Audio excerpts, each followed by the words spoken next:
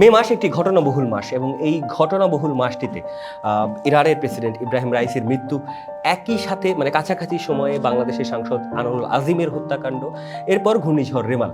এই যে পরপর তিনটি বড় ঘটনা আমরা দেখতে পেলাম, তার একটা প্রভাবে দেশের গণমাধ্যমে অনেক বেশি সংবাদ হয়েছে এবং সেটাই স্বাভাবিক, দেশের গণমাধ্যমের সংখ্যা বাড়ছে, সুতরাং সংবাদের সংখ্যাও বাড়বে। আপনি দর্শক হিসেবে সেই সংখ্যা থেকে আপনিও সেই প্রতিযোগিতা থেকে কিছু মুনাফা পাবেন, মানে আপনি দ্রুত সংবাদগুলো জানতে পারবেন।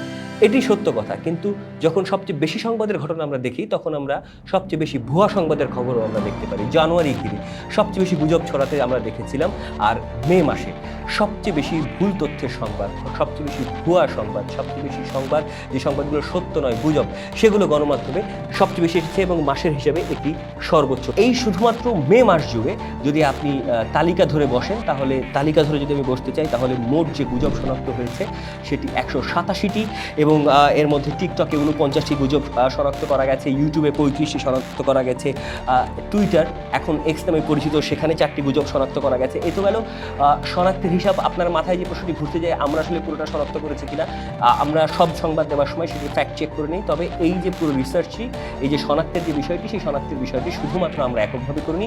বাংলাদেশে 2020 সাল থেকে রিউমার স্ক্যানার কাজ করে, রিউমার স্ক্যানারের যে গবেষণা দল, সেই গবেষণা দল কাজ করে এই তথ্যগুলো পেয়েছে। এবার আসি ক্যাটাগরিতে, কারা গুজবের বেশি শিকার হচ্ছেন, কাদের নিয়ে সবচেয়ে বেশি ভুল তথ্য বা গুজব ছড়ানো হচ্ছে, সেই তালিকায় বাংলাদেশের প্রধানমন্ত্রী শেখ হাসিনা রয়েছেন। শেখ হাসিনাকে নিয়ে সবচেয়ে বেশি 14টি গুজব প্রচার করা হয়েছে।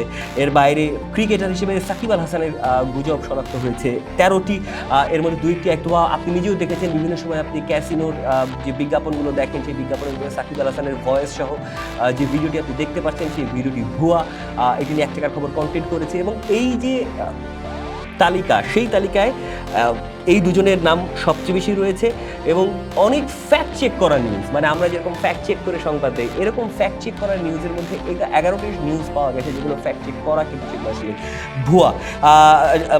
ভুয়া নিয়োগ বিজ্ঞপ্তি শনাক্ত করা গেছে 16টি, কৃত্রিম বুদ্ধিমত্তা, আমরা এআই বলি, ডিপ ফেক। আপনি নিশ্চয়ই পরিচিত হয়ে গেছেন যে একজনের চেহারা কেটে ভয়েসটাও পরিবর্তন করে, অনেক সময় আমার মতো মানে একই রকম ভয়েস করেও আপনি চাইলে ভিডিও বানাতে পারবেন, এরকম ডিফেক্ট করে করা হয়েছে। সাকিব আল হাসান শিকার, এর বাইরেও একাধিক সাংসদকে নিয়ে এরকম ভিডিও বানানো হয়েছে। ডিবি প্রধান, যিনি আসলে আইন শৃঙ্খলা বাহিনীর একজন সদস্য, তাকে নিয়েও ভুয়া তথ্য এবং ছবি প্রচারের ঘটনা আমরা দেখতে পেয়েছি। আর আপনাকে চটকদার নিউজ দেখবার জন্য যে কার্ড বানানো হয়, থাম্বলিন বানানো হয়, সেই থাম্বলিনেও অনেকগুলো ভুয়া খবর দেখা গেছে। মূলধারার গণমাধ্যমও এর বাইরে নয়। সময় টিভি, আর টিভি, যমুনা টিভি সবচেয়ে বেশি 4 বার করে তাদের থাম্বলিনে আসলে তারা ভুয়া খবর বা ফ্যাক্ট চেক হওয়া কোনো একটি সংবাদ আকর্ষণীয় করতে গিয়ে ভুল ছাপিয়েছেন বা ভুল করেছেন, কিন্তু তারা কিন্তু আনুষ্ঠানিকভাবে সেই ভুলগুলো সংশোধনও করে দেননি। এবং ঘূর্ণিঝড় রেমালকে নিয়ে কী পরিমাণ ভুয়া ভিডিও এবং ছবি রয়েছে, 1 টাকার খবরের ফেসবুক পেজে গেলে আপনি নিশ্চয়ই জেনে যাবেন। আমি বলছিলাম যে আমাদের এই যে কথাগুলো আপনাদেরকে তথ্যগুলো জানালাম, সেই তথ্যগুলো একান্তই 1 টাকার খবরের রিসার্চ নয়, এটি রিউমার স্ক্যানারের রিসার্চ। রিউমার স্ক্যানার বলছে যে জানুয়ারি মাসে এই বছরের নির্বাচন ঘিরে সবচেয়ে বেশি 223টি ভুল নিউজ, ভুয়া নিউজ, মিথ্যা নিউজ তারা পেয়েছিলেন। আর মে মাসে এই সংখ্যাটি 234। সুতরাং সর্বোচ্চ সংখ্যক ফ্যাক্ট চেকের অবস্থানে তারা এই মাসটায় তারা ফেস করেছে। তানভীর মাহতাব আবির রয়েছেন আমার সাথে, এই মুহূর্তে ভার্চুয়ালি যুক্ত রয়েছেন। আবির, আপনার কাছে কি মনে হচ্ছে, কেন মে মাস জুড়েই এত ভুয়া খবর আমরা দেখতে পেলাম? কেন সেটা ফেব্রুয়ারি, মার্চ, এপ্রিল, এই 3 মাসটায় আমরা কেন কম দেখেছি? নিশ্চয়ই আপনার কাছে কোনো ব্যাখ্যা রয়েছে। গত মাসে 234টা গুজব শনাক্ত করেছে রিউমার স্ক্যানার। তো বাংলাদেশের ফ্যাক্ট চেকিং প্রতিষ্ঠানগুলোর ইতিহাসে একক মাসে এটাই সর্বোচ্চ। তো এটা হওয়ার পিছনে অনেকগুলোই কারণ আছে। নর্মালি যে গুজব প্রতিনিয়ত যে ছড়ায়, এটা তো নিয়মিত ছড়াচ্ছেই, এটা তথ্যকেন্দ্রিক, ছবিকেন্দ্রিক বা ভিডিও কেন্দ্রিক হোক। এর বাইরে 3টা ইভেন্টের কথা আমি বলতে চাই আলাদা করে। একটা হচ্ছে ঘূর্ণিঝড় রিমাল গিয়েছে মাসের শেষ দিকে, গত মাসের শেষ দিকে। তারপর ইব্রাহিম রাইসি, যিনি ইরানের প্রেসিডেন্ট ছিলেন, তার মৃত্যু। তারপরে হচ্ছে এই দুটো ইভেন্ট। এর বাইরে হচ্ছে এমপি আনোয়ারুল আজিম এর মৃত্যু। এই বিষয়গুলো নিয়ে গুজব আলাদাভাবে হচ্ছে নতুন করে অ্যাড হওয়ার কারণে আমার মতে হচ্ছে গুজবটা সংখ্যাটা বৃদ্ধি পেয়েছে।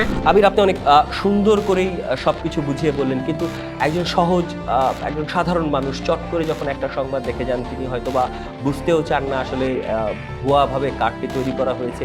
তিনি আসলে চট করে তার কি আসলে বুঝে নেওয়ার কোনো উপায় আছে? ধরেন, যিনি আমাদের দুজনের কথা শুনছেন, তিনি হয়তো বা আমাদের উপর আস্থা রাখতে চাইছেন, কিন্তু আমরা তো দেখেছি যে ফ্যাক্ট চেক করা নিউজও অনেক ক্ষেত্রে ভুল হচ্ছে। সুতরাং সেই সুযোগটা থেকে একজন সাধারণ মানুষ বের হয়ে তিনি কিভাবে আসলে যুক্ত থাকতে পারেন, বা তিনি আসলে কিভাবে রিসার্চের সাথে বা এই তথ্যটা সত্য বা মিথ্যা সেটি যাচাই করতে পারেন? এটা আমি দু একটা টিপস বলতে পারি।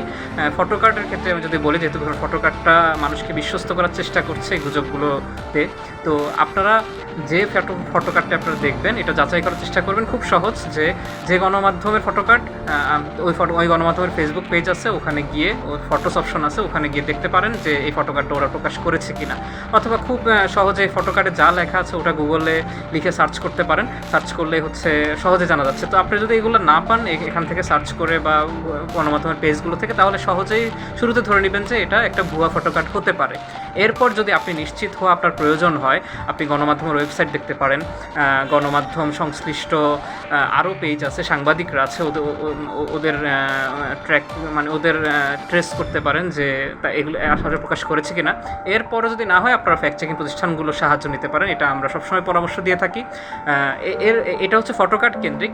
এর বাইরে তথ্য কেন্দ্রিক যে বিষয়গুলো, ভিডিও কেন্দ্রিক যে বিষয়গুলো, এগুলোর ক্ষেত্রেও ঠিক একই পরামর্শ। আপনারা গুগলে সার্চ করে সহজেই দেখতে পারেন যে এগুলো আসলেই প্রকাশ হয়েছে কিনা, বা এর অথেন্টিসিটিটা আসলে কারা, মানে এই সূত্রগুলো কারা, আসলে মূলধারার গণমাধ্যম কিনা, বা মূলধারার গণমাধ্যম হলেও মূলধারার গণমাধ্যমের এই বাক্যগুলোই বা এই তথ্যটাই আছে কিনা। অনেক সময় তথ্যগুলোকে ম্যানুপুলেট করে, অল্টার করে, বিকৃত করে দেয়। তো সেক্ষেত্রে হচ্ছে মেইন তথ্যটা আমরা জানতে পারি না, গুজব হিসেবে আমাদের কাছে চলে আসে।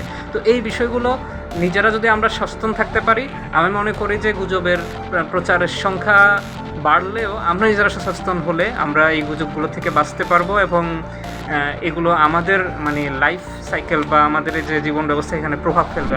অসংখ্য ধন্যবাদ তানভীর মাহতাব আবির। রিউমার স্ক্যানারে রয়েছেন, ফ্যাক্ট চেক করেন, সংবাদের সত্যতা এবং মিথ্যা যাচাই করে তারপর সেগুলোর ভুল বাতলে দেন।